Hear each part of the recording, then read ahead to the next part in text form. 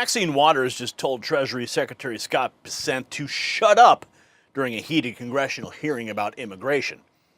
What happened next exposed the Democrats' most embarrassing failure yet. Waters got completely destroyed, and the footage is going viral across social media platforms. We're going to show it to you. See, this is not just another political spat in Washington. This is about your family's financial survival. When Democrats flooded America with 10 to 20 million illegal immigrants, they drove up housing costs for working families nationwide. Your rent went up, your mortgage payments increased, your children can't afford their first home because of Democrat policies. Meanwhile, Secretary Noem is delivering the most secure border in American history. But the mainstream media refuses to cover this massive victory. They'd rather focus on chaos than showcase Trump's incredible success at the border. And speaking of national security victories, there's some breaking news that you do need to know about America's energy independence. It happened on January 5th, 2026, completely under the radar. The U.S. Department of Energy announced $2.7 billion in contracts to restore domestic uranium enrichment capabilities. This is not just government spending, it's a declaration of intent. See, America needs uranium, domestic uranium, and it needs it right now. You see, the U.S. consumes over 50 million pounds of uranium annually, but we're producing less than 5% domestically. That is a national security crisis that is waiting to happen. China controls global uranium processing. Russia dominates enrichment. But companies like Atomic Minerals are changing that equation. They're not just mining uranium, they're positioning America for energy dominance in the nuclear age. So while politicians talk, Atomic Minerals delivers results. Their Wyoming projects could supply critical uranium for America's nuclear fleet. This is your chance to invest in American energy independence before Wall Street catches on.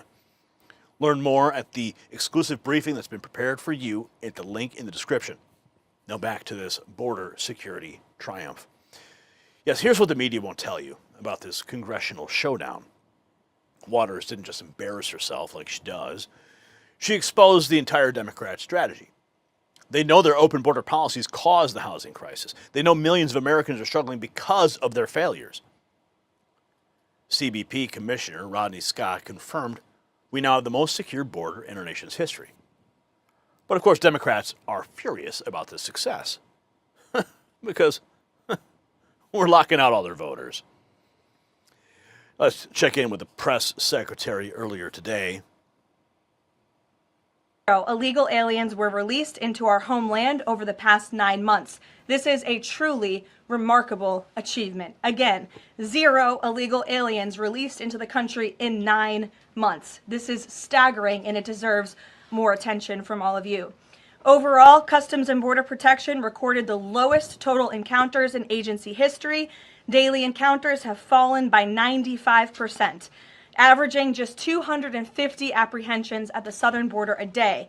This is compared to over 5,100 daily apprehensions during the Biden years. It's a night and day difference because we finally have a president who enforces the law and lets our law enforcement do their noble jobs of protecting our homeland. When President Trump campaigned on making America safe again, this is exactly what he meant, and the numbers and the results speak for themselves. They speak for themselves. The zero release claims set up the administration's broader strategy of using public support to justify the enforcement approach. Here she is. Nearly 8 in 10 Americans say illegal aliens should be deported. Desperate recent attempts by Democrats and those in the media to undermine the president's deportation agenda. These efforts are failing. Brand new Harvard-Harris polling shows overwhelming support for President Trump's efforts to protect law-abiding citizens from criminal illegal aliens. Nearly 8 in 10 Americans say criminal illegal aliens should be deported. A solid majority also support deporting all illegal aliens, regardless of additional crimes. And more than 2 in 3 Americans back the Trump administration's common sense requirement that state and local officials cooperate with federal authorities and work to hand over criminal illegal aliens in local jails for swift deportation. And I can count myself among them. Americans overwhelmingly support deporting criminal illegals in local cooperation with ICE. The polling data directly connects to Trump's negotiating position on government funding and immigration policy priorities. Here's more from the press secretary earlier today.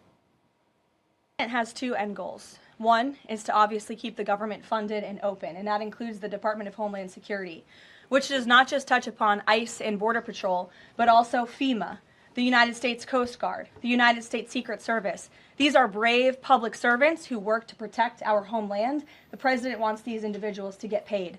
Secondly, when it comes to any discussions about immigration policy, the president is never going to waver in his commitment to allow immigration enforcement efforts in this country and to support ICE and Border Patrol and the deportation of illegal alien criminals.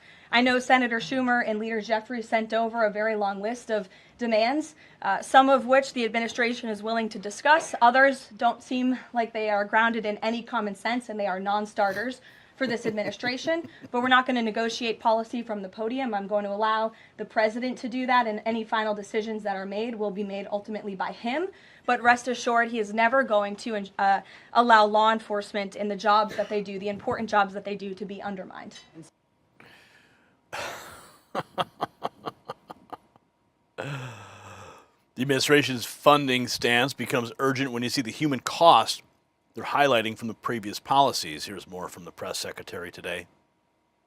Another abhorrent example of the border crisis over the past 4 years, and it again exemplifies why the administration must continue and will always continue to fully back and support ICE and Border Patrol and law enforcement in their removal of illegal alien criminals from our country. For those who don't know, and all of you should report on it, 4 Americans were tragically killed and lost their lives this week yet again from an illegal alien, an individual who was paroled into the country by the Biden administration using the CBP-1 app, which they created like it was a magic pass for Disneyland. That's not how immigration in this country should work.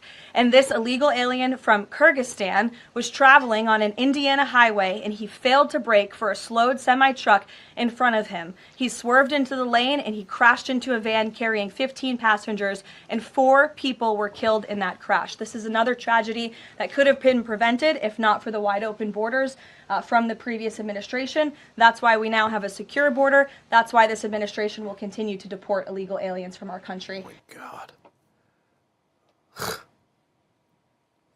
DHS confirms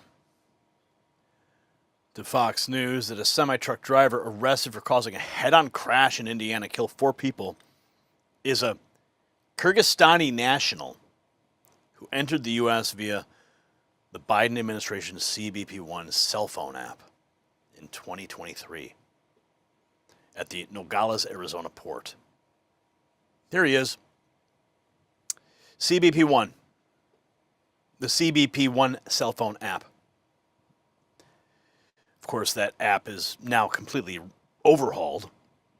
The tragic case exemplifies exactly why Trump demands cooperation. The press secretary is about to detail. To the president's answer yesterday, the full context of his answer was that he'd like to see a softer touch, but we are always going to remain tough. That softer touch the president is referring to is that cooperation that is necessary between state and local authorities and federal government authorities to ensure that we can continue deporting illegal aliens from our communities without tons of agents having to go after one illegal alien. If the states and the local governments just turn over their illegal aliens to ICE at jails, as they should be doing, it requires one agent to deport that one illegal alien who can then go on their way to their home country in a peaceful manner. The escalation that we've seen take place in Minnesota is a direct result of the refusal of state and local officials to cooperate with the federal government and with ICE, which has led to these hostile and dangerous environments. And so we don't want that. Again, the president wants direct cooperation, and that's what he was referring to. Of course, we all know what's really going on in Minnesota. The grand distraction from the massive fraud that's taken place. Here's the president discussing the softer touch. What did you learn? I learned that maybe we can use a little bit of a softer touch, but you still have to be tough. These are criminals. We're dealing with really hard criminals. But look, I've called the people. I've called the governor. I've called the mayor, spoke to them, had great conversations with them. And then I see them ranting and raving out there, literally as though a call wasn't made. The cooperation strategy leads directly to questions about the scale of Trump's deportation commitments. Here's a reporter asking, is the president still committed to deportations of the 20 million illegals that came here under Biden? The president's still committed to deportations of the 20 million illegals that came here under Joe Biden, or are you starting to see that back? Yes, and the president has always been committed to that, John. But we must prioritize, and the prioritization is on those tens of thousands of convicted criminals whom we know are still roaming our streets. ICE and Border Patrol and DHS have done a phenomenal job of removing tens of thousands of them. Actually, nearly 1 million people have been deported from our country over the past year, 2 million additional self-deportations. So nearly 3 million people have left the United States. But again, as you pointed out rightfully, Joe Biden and the Democrats allowed approximately 20 million people into our country illegally. So yes, of course, the president is committed to ensuring that America is and always will be a nation of laws. 20 million. Looks like we got 19 more million to go, huh?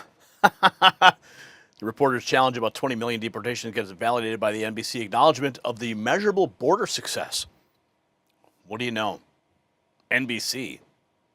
Success on immigration, illegal border crossings are at historic lows, right? You know, it's so nice that you said that. But if you look at Tom, what you just said. It's true. No, but it's so nice. I hope you air it. It's so nice what you said, because that's called good reporting. That's called fair reporting. Wow. Right there in the Oval. President Trump finally getting credit from NBC. The rare praise transitions perfectly to Trump's focus on the most dangerous criminals his team is actively hunting. Here's more from the president's NBC News exclusive from the Oval Office. Totally focused on criminals, really bad criminals. Now, you could say people that came in illegally are criminals, but I'm talking about murderers from different countries. We have 11,888 murderers that Biden and his group led into our country. We've captured a lot of them. We've brought some of them back. A lot of them we don't want to bring back because we don't trust the country that they're not sent back again. Yeah. Despite how strong the borders are, they'll figure a way to try and get in, and we don't want to, and we'll incarcerate them. But 11,888 murders. Yeah. We are after those people. We're after the drug dealers. Right. We are after, by the way, a big problem. They allowed to come into our country people from their mental institutions, people from insane asylums that are mentally ill and very dangerous. We're getting them out. Getting them out. God bless America. God bless President Trump. The criminal focus sets up the natural question about whether his border chief can deliver these results. Here's more from that NBC interview. Do you still believe in Kristi Noem to deliver on your vision of immigration? Look, she was in charge of the border. The border's closed. I mean, everybody gives me A+ on the border. The border was a disaster. People were pouring into our country. But what about the enforcement? They don't even try and come up now. You know the beautiful thing? The caravans. I think I came up with that name. Thousands of people, 25, 30,000 people in a group. You know who sent them? Their countries. They sent the people that they didn't want. Not only criminals, people that didn't want to work hard, etc. They know who it is. They sent them into our country. We have nobody coming in anymore. We have very good. You just asked me, Kristi, we have the best crime numbers that we've had in 125 years. I think she's doing a very good job. Again, public relations. She's not getting credit for the job that she does. Not getting credit, but President Trump gives her credit. His defense of Noem connects his border officials taking media directly to see the transformed border situation. We came here, though. I want to talk why we're here. At least this is my perception of why we're here. We came down to the border because, unfortunately, the media likes chaos, and they like friction, and they like anything that arguments. They don't necessarily like to go present or show America a secure community. It's boring to them. So coming here today, we're forcing the media to come right to the border and see the most secure border that this country has ever had, because it's important to America that this story doesn't stop at the border. This story touches every American because border security touches every American. So border security, it's as simple as steps, is just simply knowing and controlling who and what's coming into this country consistent with law. And we talk about how do we get here. I think it's very important that we touch on that. The efforts that every single one of the agents and personnel, military, wherever your background is, that played a huge role, and I'm not discounting that. But I want to highlight from my perspective how we got here. We had a president of the United States that stepped up and said, we're going to put America first. We have a president of the United States that had a vision. We had a president of the United States that spoke with authority. And even before he was inaugurated, as he was building out his team, he sent a very clear message. Border security is national security. It's going to be a priority going forward, and I don't care what the title behind your name is. If you work in the federal government, you're going to support it. And on day one, we took action on that. So those of you that don't know, on day one, we started building a high-performance, low-drag team from every agency that had any nexus with border security and literally started figuring out how to implement the president's strategy. That's how we got here today. And as you've heard from some of the other speakers, no law changed. The big, beautiful bill just started rolling out. It was literally go do your job and, most importantly, I have your back. And for that, I thank the president and I thank the leadership of DHS as well. The president simply understood and still understands that if we can't control, first off, know, and then control who and what enters our country, we have no national security. Refreshing words there. The commissioner's border tour buildstorms Noam's firsthand assessment from the most secure border in history. Here's the Secretary of DHS. But most of all, we thank President Trump for the guts and the love of this country to do the right thing, to make sure that when he talked to the American people, he talked about the fact that what we had going on here in this country under the Biden administration was the greatest humanitarian crisis that we had ever seen in our history, and that it needed to be fixed. And the way that you fix it is you just enforce the law, that you go out there and say the laws need to be enforced and they need to be applied equally to every single person. And that Americans come first because they're the people who have built this country, and that they're the ones who are here working jobs and putting their kids through school and doing the right thing to make sure that our freedom and our liberties are secured. So I want to thank him for his leadership, for the fact that he told the American people what we needed.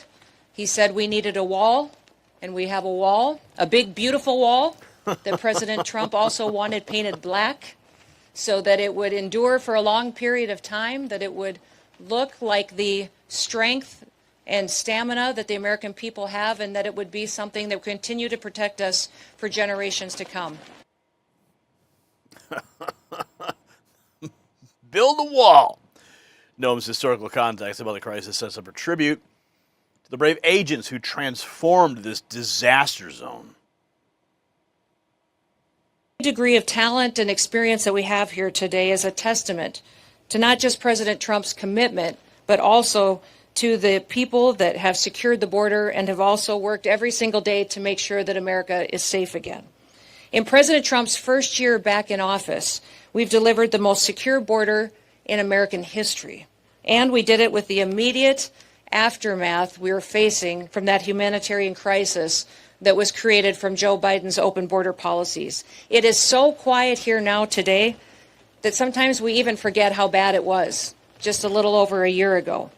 And the importance of the accomplishment that has happened over this last year cannot be forgotten. Hardworking Americans all along this southern border were devastated. They were trying to do their jobs, educate their kids, and protect the future when they were handed this humanitarian crisis and saw the horrors of what was happening when millions of people were crossing our border unvetted, when they were trespassing onto private property. We had crimes being committed. We saw women and children being trafficked, people dying, and crimes continued to be perpetuated as people were allowed to come into the country unvetted and unstopped. Every time I hear about what went down at the border, I cringe. It's disgusting, but thankfully President Trump's got it under control. Her praise for border agents transitions to the broader economic consequences that Treasury Secretary Bessent is addressing. While the left tries to tell us many times that it's somehow compassionate to allow that kind of chaos. It isn't. It was dangerous, not just on this side of the border, but on the Mexican side of the border as well. We saw many of those illegal migrants not be able to survive the brutal terrain. They didn't survive the river crossing. Those causes of death, of heat and water, were dangerous, and the left behind so many bodies that in some counties along the border, they had to install migrant morgues just to pick up the dead bodies that were passing away on their way to try to get into the United States. In fact, during the Biden administration and those open border policies, we saw even the UN declare that the United States and Mexico border was the deadliest land route in the world. Countless people were sexually abused and trafficked. It's disgusting. And here is the moment we've been waiting for. Treasury Secretary Scott Bessent destroys a rude and low IQ Representative Maxine Waters. The ranking member does not understand the definition of generalized inflation versus one-time price increases. I would also note that housing, especially for working Americans, a Wharton study has shown that the mass unfettered immigration, adding 10 to 20 million new people demanding housing, Congresswoman, is what caused a great deal of housing inflation for working Americans. So you and the Biden administration should be ashamed. Which is also why we are seeing rents. There was just a recent media story on this. Rents are going down partially because of that enforcement. So Mr. Secretary. Yes, it is supply and demand continues to work. I've got Supply and demand, it's very simple.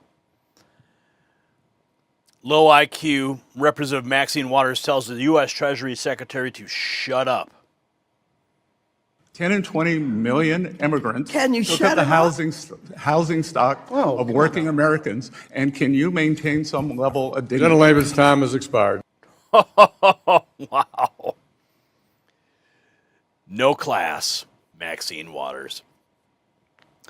We saw President Trump. He gave his full endorsement of Secretary Noem's border performance, saying the border is closed, praising the best crime numbers in 125 years. This is what winning looks like, folks.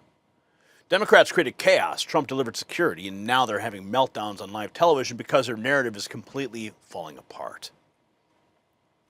The contrast could not be clearer. Trump delivers the most secure border in American history, while Democrats tell cabinet members to shut up during congressional hearings. Secretary Noem thanks our brave border agents for their service, while Maxine Waters throws tantrums when confronted with facts about housing inflation. This is why America voted for change. This is why we're winning again.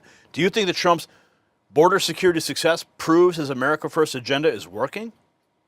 Let me know in the comments below. And don't forget to check out the Next News merch shop for the latest gear from America First.